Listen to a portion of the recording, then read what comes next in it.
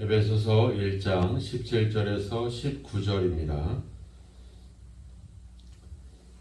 우리 주 예수 그리스도의 하나님 영광의 아버지께서 지혜와 계시의 영을 너희에게 주사 하나님을 알게 하시고 너희 마음의 눈을 밝히사 그의 부르심의 소망이 무엇이며 성도 안에서 그 기업의 영광의 풍성함이 무엇이며 그의 힘의 위력으로 역사하심을 따라 믿는 우리에게 베푸신 능력의 지극히 크심이 어떠한 것을 너희로 알게 하시기를 구하노라.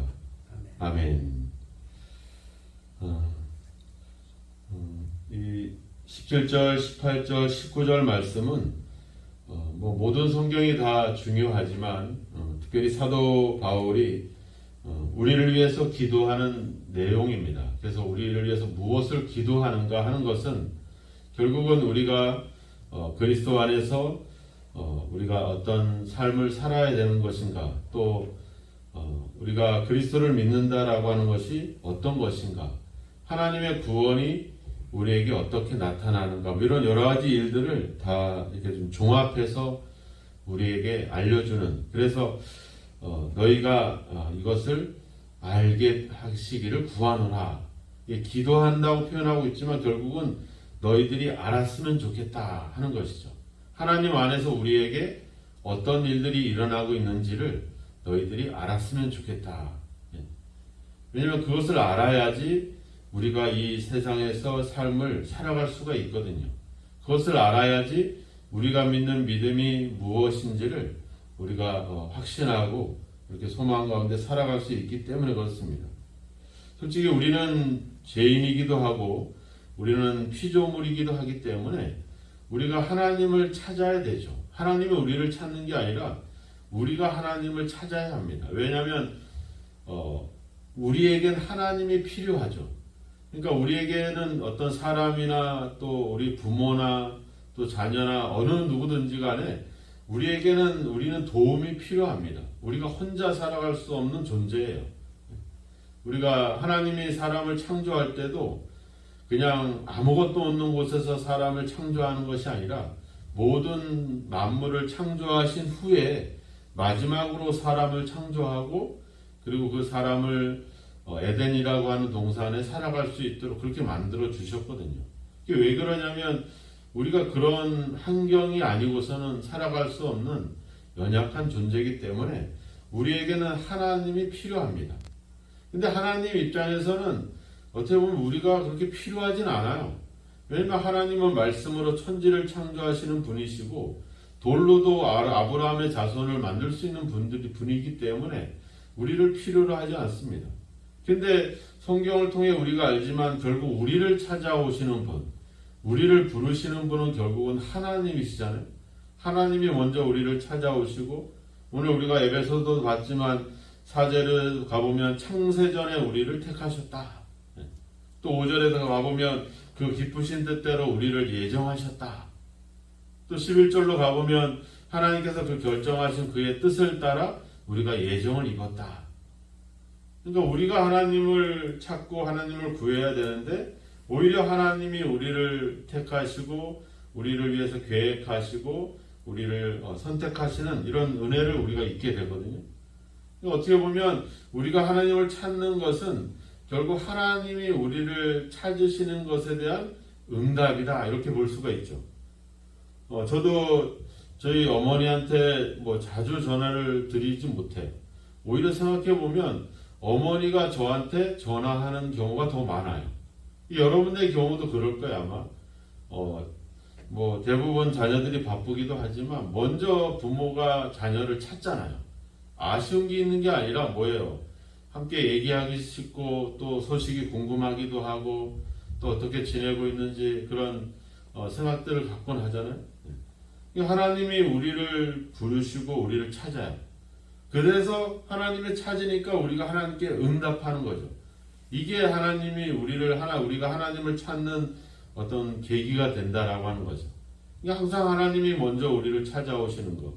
우리가 요한일서를 봤지만 그 말씀에서 그러냐 사랑은 여기 있으니 우리가 하나님을 사랑한 것이 아니라 하나님이 우리를 먼저 사랑하셨다. 이게 참 그 하나님의 사랑이 이렇게 놀라운 것이죠.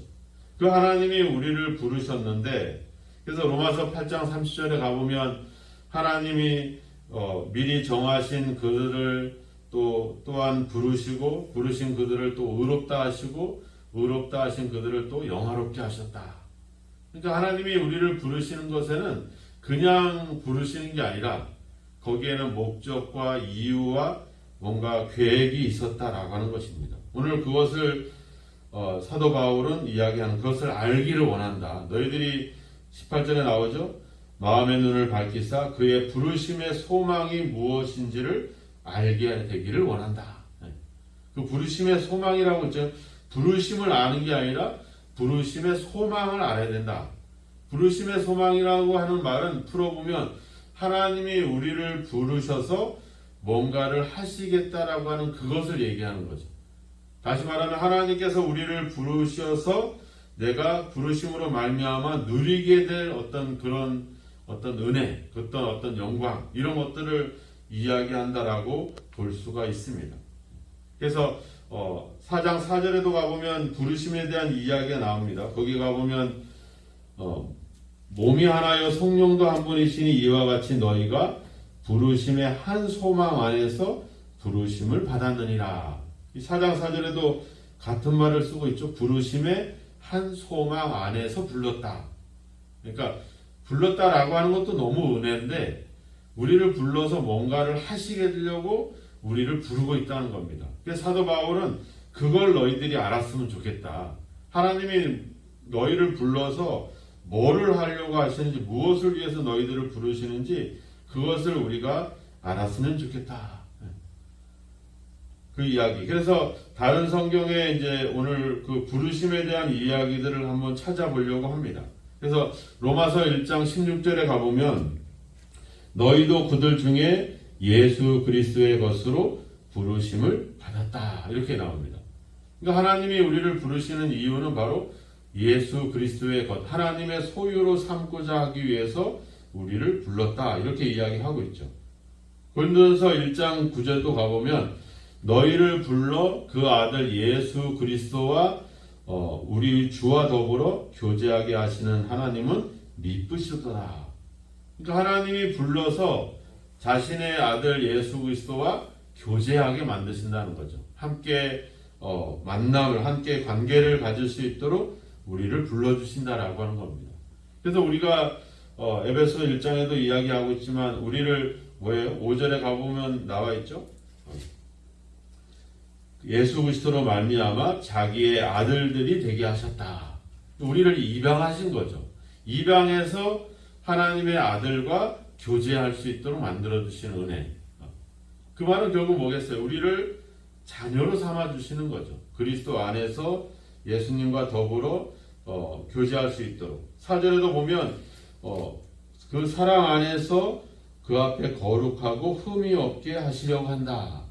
거룩하고 흠이 없다는 것은 그 하나님이나 예수님이 갖고 있는 그 본래의 그 모습이잖아요. 그분의 성품과 인격을 얘기하는 겁니다.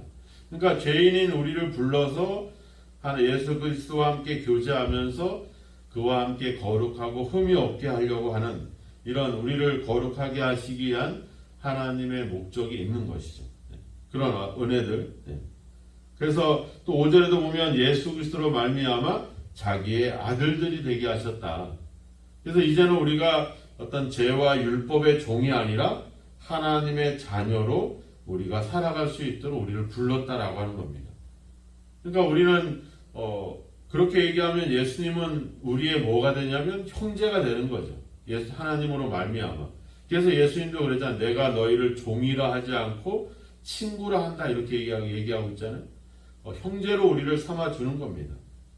그래서 우리가 이젠 종노릇하고 어떤 그런 뭔가 노예되는 어떤 그런 존재에서 이젠 하나님의 자녀로 입양이 돼서 예수 그리스도와 함께 교제하면서 하나님의 자녀로서의 어떤 그 거룩함과 그런 어떤 하나님의 자녀의 모습을 회복해 갈 수 있도록 우리를 부르고 있다는 겁니다. 우리가 갈라디아서의 말씀을 주일날 보고 있지만 거기서 이야기하자면 너희는 종의 자녀가 아니라 약속의 자녀다. 그래서 내가 너희를 자유를 위하여 너희를 불렀으니까 다시는 종의 멍에를 매지 마라. 이렇게 얘기하고 있죠. 하나님이 우리를 죄의 종에서 하나님의 자녀로 불러서 그리스도와 함께 교제하고 함께 닮아갈 수 있도록 우리를 불러주셨다라고 하는 사실들. 에베소에도 또 그 말이 나옵니다. 에베소 4장 1절에 가보면 4장 1절에서도 이렇게 얘기해요. 그러므로 주 안에 갇힌 내가 너희를 권하노니 너희가 부르심을 받은 일에 합당하게 행하여 모든 겸손과 온유로 하고 오래 참음으로 사랑 가운데 서로 용납해라. 이렇게 나오죠. 하나님께서 우리를 부르신 것은 바로 너희들이 사랑하면서 서로 용서하면서, 그래서 결국 뭐겠어요? 우리가 사도 바울이 편지를 처음 쓸 때 그랬잖아요. 1장 2절에 가보면 은혜와 평강이 너희에게 있을지어다. 그래서 우리가 그리스도 안에서 함께 사랑한다고 하는 것 자체가 하나님이 갖고 있는 성품이잖아요. 그러니까 우리가 하나님의 자녀가 돼서 그 사랑의 마음을 가지고 서로 용서하고 사랑할 때 그 안에서 우리가 진정한 평강을 누리게 하시고자 하는 하나님의 목적, 이게 하나님의 부르심이라고 하는 겁니다. 우리를 죄의 종에서 이제 하나님의 자녀로, 하나님의 아들들로 우리를 불러주시고, 그래서 예수님과 함께 교제하게 하심으로 말미암아 거룩함과 이런 사랑의 성품을 닮아가게 하시고, 그 가운데 우리가 평강을 누리게 하는 것. 우리가 어떻게 보면 교회가 바로 그런 부름을 받고 있잖아요. 우리가 죄의 종이었던 우리가 하나님의 자녀들이 돼서 그 안에 하나님을 닮아가면서, 예수님을 닮아가면서 사랑하면서 평강과 은혜를 누리게 하시고자 하는 그 은혜, 그것이 하나님의 부르심이라고 하는 것이죠. 어떻게 보면 교회가 가지는 어떤 중요한 열매, 결과는 은혜와 평강이다, 이렇게 말할 수 있을 것입니다. 우리 교회가 그런 어떤 부르심의 소망을, 그런 것을 알아가길 원한다. 알아간다는 건 뭐예요? 그에 합당하게 행한다라고 하는 거잖아요. 교회 안에서 평강을 위해서 함께 사랑하고 서로 용서할 수 있는 그런 어떤 은혜, 그것으로 우리를 불렀다는 겁니다. 근데 세상은 그렇지 않잖아요. 세상은 경쟁해야 됩니다. 내가 누군가의 자리를 내가 차지해야지 내가 이익을 얻을 수 있고 내가 그런 어떤 혜택을 누릴 수 있어요. 세상은 골고루 혜택이 가지 않습니다. 특정한 사람들에게 혜택이 갈 수밖에 없어요. 그렇기 때문에 경쟁할 수 있고 눈치를 봐야 되고 서로를 또 싸워야 되는, 그래서 전쟁이나 이런 것들이 끊임없이 이루어지는 그런 것이 세상이죠. 평강이나 은혜가 있을 그런 환경이 아닙니다. 근데 하나님 안에서는 우리가 그런 평강으로 우리를 부르심을 받고 있다는 것. 그래서 우리가 비록 세상에 있지만 하나님 안에서 결국에는 이런 평강의 어떤 마음과 그런 은혜를 누리게 하시고자 하는 하나님의 뜻, 이것을 이야기하는 겁니다. 베드로전서 2장에 가보면 2장 21절에 이렇게 얘기합니다. 이를 위하여 너희가 부르심을 받았으니 그리스도도 너희를 위하여 고난을 받으사 너희에게 본을 끼쳐 그 자취를 따라오게 하려 하셨느니라. 우리가 이런 은혜를 누리게 된 배경에는 결국 예수님의 고난이 있잖아요. 그죠? 근데 고난으로 끝나지 않습니다. 부활과 또 하나님 나라의 영광이 그에게 주어지잖아요. 그래서 데살로니가 전서에도 가보면 2장 12절에 이는 너희를 부르사 자기의 나라와 영광에 이르게 하시는 하나님께 합당히 행하게 하려 함이라. 그래서 고난을 넘어서 하나님의 나라와 하나님의 영광에 우리를 그것을 참여시키게 하고자 하는 하나님의 뜻이 있는 겁니다. 그러니까 이 땅에서 은혜와 평강을 누리고 이제 고난을 받지만, 고난 속에 있지만 결국은 하나님의 영광에 우리를 참여시키고자 하는 하나님의 부르심이 있는 거죠. 그러한 삶으로 우리를 하나님이 부르고 있다, 이 얘기를 하고 있는 겁니다. 우리가 이 세상에서 여러 가지 일도 하고 고난도 당하고 어려움도 당하고 있지만 하나님은 우리를 이제 자기의 자녀로 삼아주시고 예수님과 함께 교제하게 하시고 성도 간에 서로 사랑하게 하시고, 그래서 이제는 하나님의 영광을 바라볼 수 있도록 해주시는 그 은혜, 그것이 바로 하나님의 부르심이다. 그러한 삶으로 지금 우리를 부르시고 있다. 이거를 사도 바울이 너희들이 알았으면 좋겠다. 그것을 알게 되기를 내가 기도한다. 이렇게 그의 기도의 내용을 여기서 요약해 주고 있습니다. 오늘도 그러한 부르심이 여러분들에게 있다는 사실을 믿으시기 바랍니다. 하나님이 여러분들을 부르셔서 그 영광스러운 삶을 함께 참여할 수 있도록 그것을 누릴 수 있도록 우리를 부르시고 있다는 사실. 그래서 지금 내 앞에 있는 어떤 문제와 어려움을 바라보는 것이 아니라 하나님이 이 고난과 이 어려움을 극복하고 이후에 나타날 그 영광을 바라보게 하시는, 그 영광을 바라보면서 지금의 삶을 인내하고 사랑하며 살아가게 해주시는 그 부르심으로 지금 우리를 부르고 있다는 사실, 그 은혜 속에 우리가 있다는 사실을 우리가 알아간다면 오늘 우리가 어떤 일이 일어나도 누가 나에게 뭔가 섭섭한 일을 행해도 우리가 낙심하거나 절망할 이유가 없는 거죠. 결국은 하나님이 우리를 하나님의 나라와 그 영광에 들어가게 하시는 그 계획이 있고 목표가 있기 때문에 우리는 그 은혜 속에 살아가고 있기 때문에 지금의 문제는 아무것도 아니라고 하는 사실입니다. 오늘 예수님도 고난을 받으시고 그는 그 하나님의 영광에 참여하시는, 하나님 보좌 우편에 앉으시는 그 영광, 모든 이름 위에 뛰어난 이름이 되고 모든 무릎을 예수의 이름 앞에 꿇게 하시는 그 영광을 맞이했던 것처럼 오늘도 하나님께서 그런 부르심으로 우리를 부르고 있다는 사실, 여러분들이 그러한 소망을 우리가 가지고 있다는 사실을 믿으시고 눈앞에 있는 일이 아니라 우리에게 예비하신 하나님의 영광을 바라볼 수 있는 그런 믿음의 삶이 있어지기를 주님의 이름으로 축원합니다. 기도하겠습니다. 하나님 아버지, 우리를 찾아오시고 우리를 불러주시고 우리를 택해 주시는 하나님의 놀라운 사랑을 감사합니다. 뿐만 아니라 우리를 부르셔서 그 안에서 우리에게 그 영광을 함께 누리게 하시고자 하는 하나님의 그 계획과 하나님의 그 목표를 너무나도 감사합니다. 우리가 무엇이기에 하나님의 부르심과 그 소망을 가지고 살아갈 수 있는 은혜를 잊게 되었나이까? 예수 그리스도의 죽음과 고난을 통해서 우리에게 일어난 이 놀라운 은혜들을 다시 한번 생각하면서 예수님을 닮아가게 하시고 예수님을 따라가게 하셔서 우리 앞에 있는 어려움과 문제 앞에 아버지 넘어지지 않게 하시고 이제 우리에게 부르셔서 우리에게 주실 그 하나님의 나라와 그 영광을 향해서 아버지 저 날마다 아버지 소망 가운데 살아가는 저희들이 되게 하여 주옵소서. 이 소망과 이 약속이 아버지 저 막연한 것이 아니라 지금 우리의 삶 속에서 사랑으로 또 평강으로 은혜로 주어질 뿐만 아니라 하나님 나라에도 아버지 우리에게 그 나라까지도 허락하시는 하나님의 그 약속을 바라보게 하셔서 오늘도 작은 일에 사소한 일에 넘어지지 않게 하시고 하나님의 영광을 바라보며 기쁨과 감사한 가운데 살아갈 수 있도록 우리를 도와 주옵소서.